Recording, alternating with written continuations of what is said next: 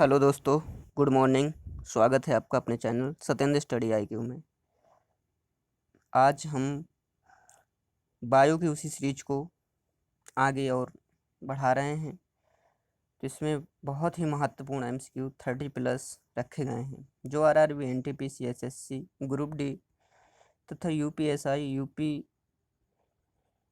के जितने भी यूपी लेखपाल है, जितने भी यूपी स्टेट के जितने भी गवर्नमेंट एग्ज़ाम होते हैं उन सभी को लिए महत्वपूर्ण क्वेश्चन रखे गए हैं। क्योंकि इस बार जो अगली बार 2018 में पेपर हुए थे RRB, NTPC, SSC में, तो उसमें साइंस का वेटेज बहुत ही ज़्यादा रखा गया था।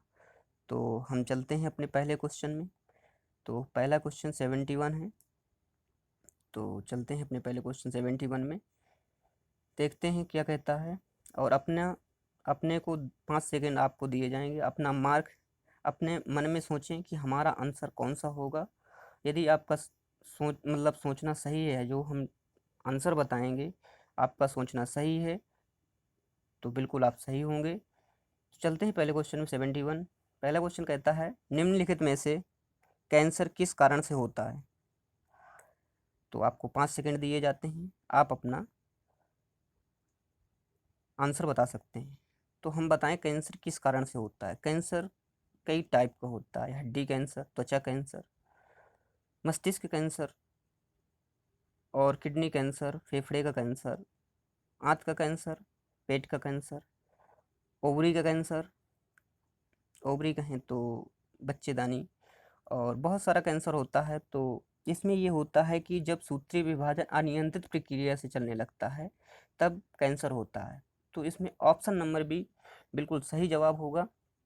जो ऑप्शन नंबर बी है इसका सही जवाब होगा ऑप्शन नंबर बी। इसमें कहता है, जो ऑप्शन नंबर बी है हमारे में, इसमें कहता है कि सूत्रीय विभाजन को नियंत्रित करने वाली प्रक्रिया के बंद होने पर और सूत्रीय विभाजन की अनियंत्रित प्रक्रिया को चालू होने पर इससे कैंसर हो जाता है। चलते हैं नेक्स्ट क्वेश्चन में। नेक्स्ट क्वेश्चन हमारा कहता है, नेक्स्ट क्वेश्चन है, DNA पॉलीमरेज एंजाइम किसके संश्लेषण में काम करता है। 72 है। आपको बताना है DNA से RNA बनाने में, RNA से DNA बनाने में, ये न्यूक्लियोटाइड्स को से DNA बनाने में, ये नॉट इनमें से कोई नहीं, नन ऑफ दीज। तो आप अपना आंसर मार्क करें। आपके हिसाब से कौन सा आंसर सही होगा आप अपने मन में सोचिए 5 सेकंड में और हमारे जवाब का इंतजार करें। तो बिल्कुल 72 ऑप्शन सी, न्यूक्लियोटाइड से DNA के संश्लेषण में काम आता है DNA पॉलीमरेज एंजाइम, बिल्कुल सही जवाब होगा आपका। जो ये होता है बिल्कुल सही जवाब होगा। न्यूक्लियोटाइड से DNA के निर्माण, DNA से न्यूक्लियोटाइड से DNA निर्माण में के संश्लेषण में काम आता है। चलते हैं नेक्स्ट क्वेश्चन में। नेक्स्ट क्वेश्चन है 73। 73 कहता है कि DNA अणुओं के संयोजन में कितने प्रकार के नाइट्रोजन क्षार भाग लेते हैं। जो हमारा DNA का संयोजन होता है उसमें कितने अणु, नाइट्रोजन अणु भाग लेते हैं। तो 73 का क्या होगा, 2, 4, 5, 3 ऑप्शन है। तो अपना आंसर मार्क करें। तो इसका सही जवाब होगा इसमें 73 का ऑप्शन नंबर बी, इसमें होता है 4 अणु। सॉरी, इसमें होता है 4 अणु। तो नेक्स्ट क्वेश्चन है, चलते हैं नेक्स्ट क्वेश्चन में। नेक्स्ट क्वेश्चन है अपना कि व्हिटकर हैं, जो व्हिटकर वैज्ञानिक हैं, ने 5 जगत में वर्गीकृत, किस क्रम में वर्गीकृत किया, पादपों को 5 जगत में बांटा है उन्होंने, ये कह रहे हैं। तो कौन कौन से उनके वर्ग हैं तो हम बताते हैं। 5 जगत में मुनेरा, प्रोटिस्टा, कवक, पादप और जंतु। मुनेरा, प्रोटिस्टा, कवक, पादप और जंतु। प्लांटी वही पादप है और एनिमीलिया उसके जंतु विज्ञान मतलब जंतु है। इसने मुनेरा, प्रोटिस्टा, कवक, पादप और जंतु में 5 भागों में इन्होंने बांटा है। तो ऑप्शन नंबर बी बिल्कुल सही जवाब होगा। हमारा ऑप्शन नंबर बी बिल्कुल सही होगा। चलते हैं नेक्स्ट क्वेश्चन पर। नेक्स्ट क्वेश्चन कहता है, पर्णहरिम अर्थात क्लोरोफिल पाया जाता है किसमें। क्लोरोफिल किस में पाया जाता है, अपर्णी लवक में, हरित लवक के ग्रानों में, ये ग्रेना कहते हैं, स्टोमा में, झिल्ली में। तो क्लोरोफिल होता है जो तो पर्णहरिम पाया जाता है हरित लवक के ग्राना में। ऑप्शन नंबर बी बिल्कुल सही जवाब होगा। ऑप्शन नंबर बी बिल्कुल सही जवाब होगा। नेक्स्ट क्वेश्चन पर चलते हैं। कोसा में कितने प्रकार के आरएनए पाए जाते हैं? कोसा में जो कोशिका होती है हमारी, तो 76 है। इसमें कहता है कितने प्रकार के आरएनए पाए जाते हैं? तो होते हैं 3 प्रकार के। हम आपको नाम भी बताएंगे उनके। ये आपको हम बता रहे हैं, ये होते हैं 3 प्रकार के। ये तो हमारे 3 प्रकार के होते हैं। होता है, पहला होता है, देखो, पहले होता है mRNA, स्मॉल m RNA। दूसरा होता है rRNA।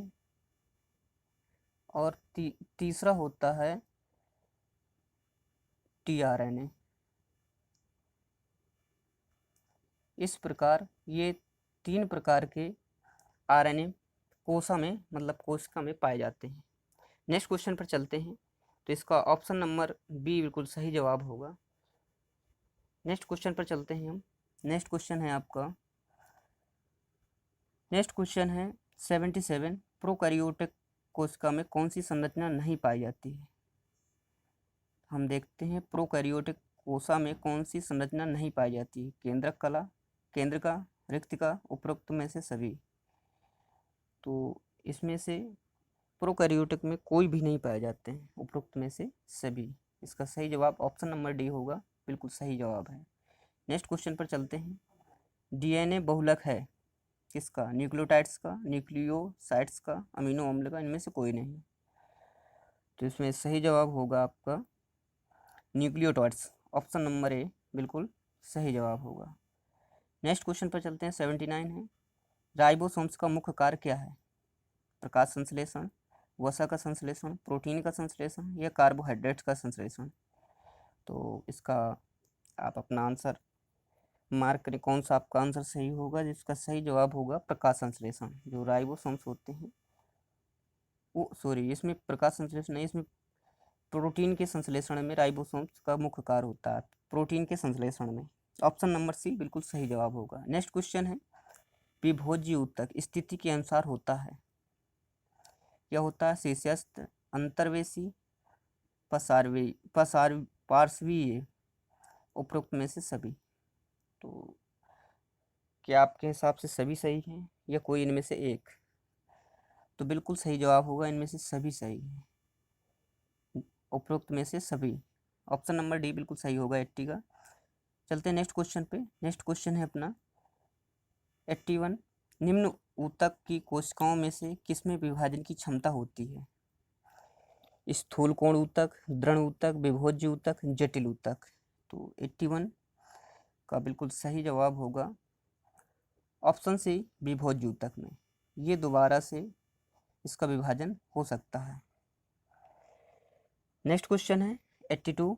82 कहता है निम्न ऊतक में से इसकी परिपक्व कोशिकाएं मृत होती हैं। तो कहता है मृदूतक, एधा, स्थूल कोण ऊतक, दृढ़ ऊतक, रेशे। तो इसका बिल्कुल सही जवाब होगा आपका दृढ़ ऊतक, ऑप्शन नंबर डी, रेशे। ऑप्शन नंबर डी बिल्कुल सही जवाब होगा। नेक्स्ट क्वेश्चन पर चलते हैं। नेक्स्ट क्वेश्चन है पौधों में भोज्य पदार्थ संचित होते हैं मृदूतक में, दृढ़ ऊतक रेशे में, स्थूल कोण ऊतक में, या फ्लोएम में। तो 83 का कौन सा ऑप्शन सही होगा? तो आप अपना मार्क कर लिए होंगे। तो ऑप्शन नंबर ए बिल्कुल सही होगा। पौधों में जो भोज्य पदार्थ संचित होते हैं ये मृद ऊतक में होते हैं। ऑप्शन नंबर ए बिल्कुल सही जवाब होगा। नेक्स्ट क्वेश्चन है लंबी संकरी मोटी भित्ति वाली दोनों सिरों पर नुकीली मृत कोशिकाएं किनमें होती हैं? मृत कोशिकाएं कहलाती हैं मृदूतक, चालनी नलिकाएं, वाहिकाएं, या द्रोणोतक। तो इसमें कौन सा सही जवाब होगा? इसमें सही जवाब आपका 84 का सही जवाब आपका होगा दृढ़ ऊतक। लंबी संकरी मोटी भित्ति वाली दोनों सिरों पर नुकीली मृत कोशिकाएं पाई जाती हैं, तो दृढ़ ऊतक रेशे में पाई जाती हैं। ऑप्शन नंबर डी बिल्कुल सही जवाब होगा। नेक्स्ट क्वेश्चन है कि चलनी नलिकाएं होती हैं जो, तथा सह कोशिकाएं पाई जाती हैं किसमें? एधा, फ्लोएम, जाइलम, या वल्कुट में। तो बिल्कुल सही जवाब होगा इसका फ्लोएम में। ऑप्शन नंबर बी बिल्कुल सही जवाब होगा। नेक्स्ट क्वेश्चन में चलते हैं। नेक्स्ट क्वेश्चन है वाहिनिकाएं तथा वाहिकाएं पाई जाती हैं किसमें? बलकुट में, जाइलम में, फ्लोएम में या ग्रंथिल ऊतक में? आपको 5 सेकंड दिए जाते हैं, आप उसमें अपना आंसर मार्क कर लें। तो इसमें ऑप्शन नंबर बी बिल्कुल सही जवाब होगा, जाइलम ऊतक में। 86 का ऑप्शन नंबर बी बिल्कुल सही जवाब होगा। नेक्स्ट क्वेश्चन है कि लंबाई में वृद्धि में से निम्न में से किसके द्वारा होती है? लंबाई में जो वृद्धि होती है किसके कारण होती है? पार्श्व विभोज्य ऊतक, त्वचाजन, शीर्षस्थ विभोज्य ऊतक या उपरोक्त में से कोई नहीं? तो इसका बिल्कुल सही जवाब होगा 87 का ऑप्शन नंबर सी, शीर्षस्थ विभोज्य ऊतक। इसमें जो शीर्ष में विभाजन होता है इसी के कारण पादप या जो प्लांट होते हैं उनमें वृद्धि होती है। तो यही पूछ रहा है लंबाई में वृद्धि निम्न में से किसके द्वारा होती है। चलते हैं नेक्स्ट क्वेश्चन है 88। सन हेम्प रेशे जिन्हें कहते हैं सन हेम्प जूट प्राप्त किए जाते हैं किससे? तो इसमें कह रहा है लीफ पत्ती, फाइलम पोषवाहक, जाइलम दारू, मध्य फलवित्ती, मीजोकार्प। बताना है आपको कौन सा सही जवाब होगा। तो 88 का सही जवाब होगा ये फाइलम। जो सन हेम्प से होते हैं जो प्राप्त किए जाते हैं वो फाइलम से प्राप्त किए जाते हैं। ये कहते हैं पोषक हिंदी में। तो ऑप्शन बी बिल्कुल सही जवाब होगा। नेक्स्ट क्वेश्चन पर चलते हैं। नेक्स्ट क्वेश्चन है नोस्कापिन किससे प्राप्त होती है? पोस्ता पॉपी से, तुलसी से, यूकेलिप्टस या गंधा सफेदा जिसे कहते हैं, एफडरा एफडेरा से? तो इसमें ऑप्शन नंबर जो नोस्कापिन होती है तो ये पोपी या पोस्ता से प्राप्त होती है। ऑप्शन नंबर ए बिल्कुल सही जवाब होगा।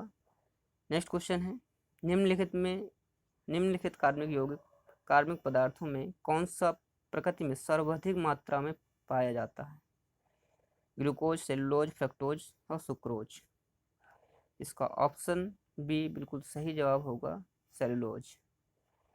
इसका सेलुलोज बिल्कुल सही जवाब होगा। नेक्स्ट क्वेश्चन में चलते हैं।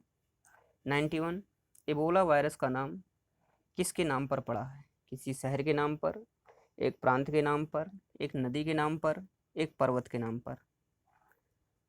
तो बिल्कुल आप यदि ऑप्शन नंबर सी मार्क किए हैं तो आपका सही जवाब होगा नदी के नाम पर। ऑप्शन सी सही जवाब होगा, नदी के नाम पर एबोला वायरस का नाम लिया गया है। नेक्स्ट क्वेश्चन है, इसको सुमेलित करना सूची 1 से सूची 2 में। पूछ रहा है आपसे कि जो एस्टिक अम्ल है वो किस में पाया जाता है? तो ये हम जानते हैं एस्टिक अम्ल है वो सिरके में पाया जाता है। लैक्टिक अम्ल है दूध में पाया जाता है। ब्यूटेरिक एसिड है ये मक्खन में पाया जाता है। और साइट्रिक एसिड है ये नींबू में पाया जाता है। तो इसके हिसाब से ऑप्शन नंबर 3, 4, 1, 2 देखते हैं ऑप्शन कौन सा सही होगा। 3, 4, 1, 2 ऑप्शन बी बिल्कुल सही जवाब होगा, 3, 4, 1, 2। चलते हैं नेक्स्ट क्वेश्चन 93 में पूछ रहा है कौन सा सही है। तो देखते हैं कौन सा सही है। विषाणु में ऊर्जा उत्पादन के लिए आवश्यक एंजाइम नहीं होते। विषाणुओं की ऊर्जा भी संश्लेषित माध्यम से संवर्धित किया जा सकता है। तीसरा है विषाणुओं का एक जीव से दूसरे जीव में संचरण केवल जैविक संवाहकों द्वारा होती है। बिल्कुल गलत है, ये सब दोनों ही गलत हैं। पहला ऑप्शन सही है कि विषाणु में जो ऊर्जा उत्पादन के लिए आवश्यक एंजाइम नहीं होते हैं उसके पास को। तो इसमें ऑप्शन नंबर ए बिल्कुल सही होगा, इसमें केवल पहला सही है। नेक्स्ट है प्रकृति में सर्वाधिक प्रचुर मात्रा में पाया जाने वाला कार्बनिक यौगिक, तो ये तो हो चुका है, सेलुलोज है। ऑप्शन सी बिल्कुल सही जवाब होगा। नेक्स्ट है 95 कहता है कि जीर्ण अर्थात वृद्ध होने की प्रक्रिया के अध्ययन को क्या कहते हैं? तो इसको कहते हैं जेरेंटोलॉजी। ऑप्शन ए बिल्कुल सही जवाब होगा। नेक्स्ट क्वेश्चन है कैफीन क्षारक उपस्थित रहता है किसमें?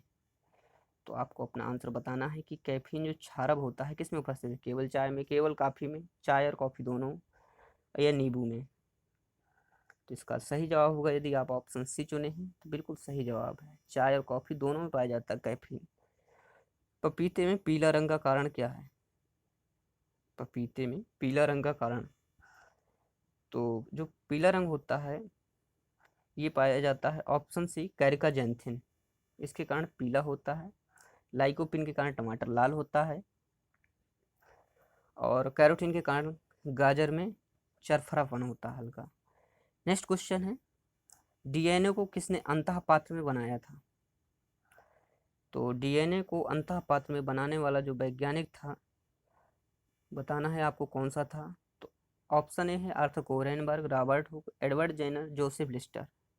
तो ऑप्शन ए है आर्थर कोहेनबर्ग, पहला ऑप्शन बिल्कुल सही होगा। नेक्स्ट क्वेश्चन पर चलते हैं। नेक्स्ट क्वेश्चन कहता है कि डीएनए में मौजूद शर्करा होती है ग्लूकोज, फ्रक्टोज, डीऑक्सीराइबोज या राइबोज। तो डीएनए में जो शर्करा होती है वो डीऑक्सीराइबोज शर्करा पाई जाती है। ऑप्शन नंबर सी सही जवाब होगा। नेक्स्ट क्वेश्चन है 100, इसमें भी कह रहा है कि निम्नलिखित कथनों में से कौन सा सही है। विषाणु संक्रमित कर सकते हैं जीवाणुओं को, कवकों को, पादपों को। तो ये तीनों को कर सकते हैं, ये तीनों ही कूट सही हैं आपके। ऑप्शन डी बिल्कुल सही होगा। नेक्स्ट क्वेश्चन है, जय सूचना विज्ञान अर्थात बायो इन्फॉर्मेटिक्स में घटनाओं या क्रमों गतिविधियों के संदर्भ में समाचारों में कभी कभी दिखने वाला पद जो ट्रांसक्रिप्टोम होता है वो किसे निर्दिष्ट करता है? ऑप्शन ए है जीनोम संपादन में प्रयुक्त एंजाइम की एक श्रेणी है, किसी जीव द्वारा अभिव्यक्त एमआरएनए अणुओं की पूर्ण श्रृंखला है, जीन अभिव्यक्ति की क्रियाविधि का वर्णन है, या कोशिकाओं में होने वाली अनुवांशिक उत्परिवर्तन की एक क्रियाविधि है। तो इसमें सही जवाब होगा ऑप्शन बी, किसी जीव द्वारा अभिव्यक्त एमआरएनए द्वारा पूर्ण श्रृंखला है। तो 101 का ऑप्शन नंबर बी बिल्कुल सही जवाब होगा। नेक्स्ट क्वेश्चन पर चलते हैं। नेक्स्ट क्वेश्चन है 102, डीएनए की द्विकुंडलीन संरचना किसके द्वारा दी गई थी? तो 102 का आपको आंसर, ये पहले क्वेश्चन भी हो चुका है, आप इसका आंसर बता भी सकते हैं। तो इसका सही जवाब होगा वाटसन तथा क्रिक, बिल्कुल सही जवाब होगा। ऑप्शन नंबर बी बिल्कुल सही जवाब है। तो thank you for all friends. तो हमारे वीडियो को लाइक, सब्सक्राइब और शेयर ज़रूर करें। हमारा वीडियो अच्छा लगा हो तो ज़्यादा से ज़्यादा लाइक, सब्सक्राइब करें और इस वीडियो को शेयर ज़रूर करें। तो थैंक यू।